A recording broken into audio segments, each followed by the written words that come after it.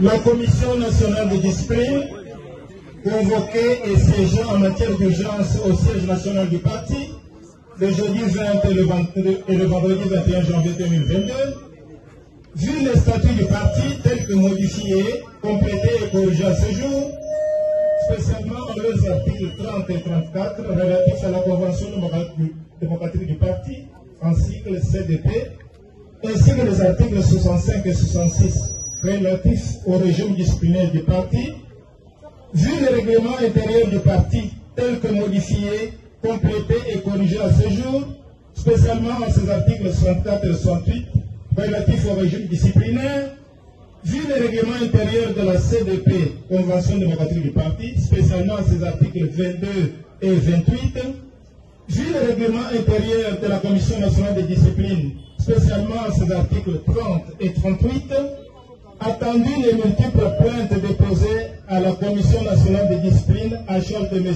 Kabound Akabound Jean-Marc, escroquerie dans la vente des cartes,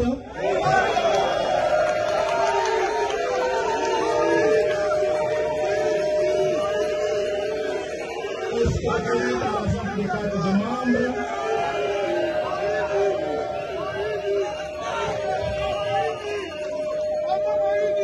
actes de corruption et d'extorsion dans les nominations au poste de l'État,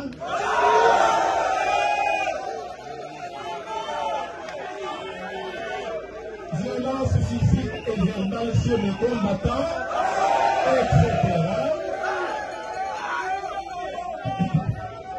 Vu les deux invitations lancées à M. Jean-Marc Kabound Akabound en date du 14 et 18 janvier lui notifiant les manquements ci-après, premier manquement, en date du 8 mars 2019, M. Kabound Akabound s'est présenté à Kingakati et s'est autoprogrammé informateur, en foi de quoi il signale le communiqué conjoint FCC-CACH avec Naomi Moulania Wilondia, accordant la majorité au FCC qui n'était ni un regroupement ni un parti politique reconnu par la CENI. Et de ce fait, il empêchait le président de la République nouvellement investi d'appliquer l'article 78 alinéa 3 de la Constitution. Cette supercherie est à la base de la crise institutionnelle que le président de la République a dénoncée en octobre 2020. Laquelle supercherie constitue un manquement grave à l'article 65 alinéa 10 des statuts de l'UDP Tshisekedi. Deuxième manquement. En date du 12 janvier 2022, sur l'avenue Poilour, à Kinshasa, M. Jean-Marc Kabound Akabound a intimé notre à sa garde rapprochée de se saisir d'un élément de la garde républicaine, lequel a été désarmé et publiquement humilié. Cet énième acte de violence de M. Jean-Marc Kabound Akabound a drainé une clameur publique et indigné l'opinion tant nationale qu'internationale. Dans les chefs de M. Jean-Marc Kabound Akabound, on peut se demander s'il a conscience de la dignité de ses hautes fonctions, tant à l'Assemblée nationale qu'au sein du parti. S'il sait qu'attenter à la personne de la garde républicaine, c'est attenter à la personne du président de la République. Il n'en était pas à son premier acte d'agression contre la même garde républicaine si l'on se réfère à la vidéo qui retraçait la séquence de son agression commise au portail de la résidence du chef de l'État à la cité de l'Union africaine. Ces actes malveillants envers les chefs de l'État sont certainement prémédités. Compte tenu de ce qui précède, nous trouvons en lui un véritable délinquant politique et un récidiviste avéré et non d'État.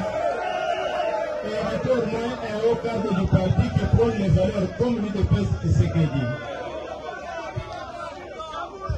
Ce comportement gêne l'article 2 du Code d'éthique des membres du parti, l'article 10, alinéa 5 et l'article 65, alinéa 3 et 5 des statuts du parti. Constatant son refus de comparaître, la Commission nationale de discipline a examiné et pris en délibéré les faits lui reprochés si haut, conformément à l'article 38 du règlement intérieur de la Commission nationale de discipline. En conséquence, vu la gravité des manquements mis à sa charge, la Commission nationale de discipline rend les sentences suivantes. Première sentence, la déchéance de M. Jean-Marc Kabunda Kabunda